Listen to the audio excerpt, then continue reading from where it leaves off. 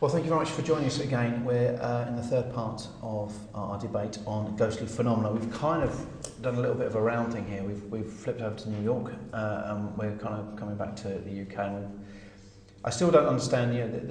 I understand the respect thing for ghosts, but I don't understand where the time frame is on that, and I don't think there is one. I think it's almost.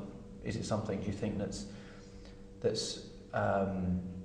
specific to an incident? So for argument's sake, obviously you couldn't do 9/11, and I don't actually know when there will be a time when you could ever do 9/11, maybe in a couple of hundred years' time. So if anybody wants to do it. If anyone wants to do it, yeah.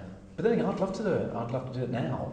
I mean, that's not showing any disrespect, it's just the point that if it's going to be haunted, I'd love to get there and get into it. And like Auschwitz, I'd love to get into Auschwitz and do it.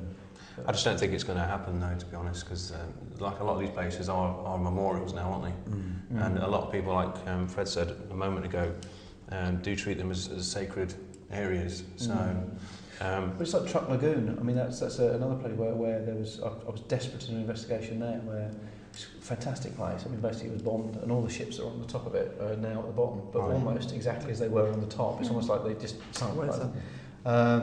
It's near Truck. It's a lagoon called Truck, and it's. I've never heard of it, Fred, either. And the thing, you're allowed to dive on it. You're not allowed to go on it because it's their body's still in there. But you can dive on it and swim over the top. But you're not allowed to film down there and film into it and do a ghost investigation. But the paranormal activity there is supposed to be rife. People see from the surfers, or divers have seen when they come down, people standing on decks. And you think that I mean, would that not be a fantastic thing to do? A paranormal investigation underwater? Huh? It's a Truck. It's a lagoon. In Truck. And can't you do that? Have they said that you can't do? You're not allowed to do it now. We're trying to get in there. It's a lagoon. In Truck. It's just north of Stockport. It's up in England? No. It's...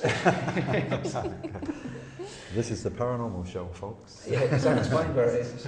I haven't got a clue where it's, telling the truth. I've got a rough idea. Sounds good. But we phoned up all the Walgraves Commission because where they all are. And we just weren't allowed in it. The other one we wanted to do, which we knew we were going to get out to, was go over to Hawaii and do the, with the in Pearl Harbor, where it sunk. But they wouldn't let us do that either. I can't understand why. But sacred places again, war graves. I don't know. Are they? It's the relatives are does still that mean alive. we shouldn't be doing any war? Well, no. I suppose the relatives are still alive, and I suppose they don't. The want relatives of other people we them contacted a few weeks ago.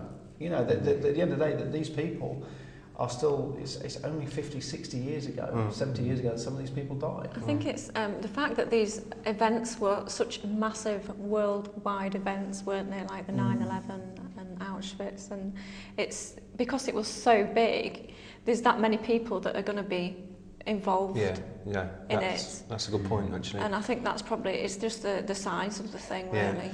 Because again, I keep going back to Little Coat House, that's really, on the scale of what we've just been talking about, is insignificant.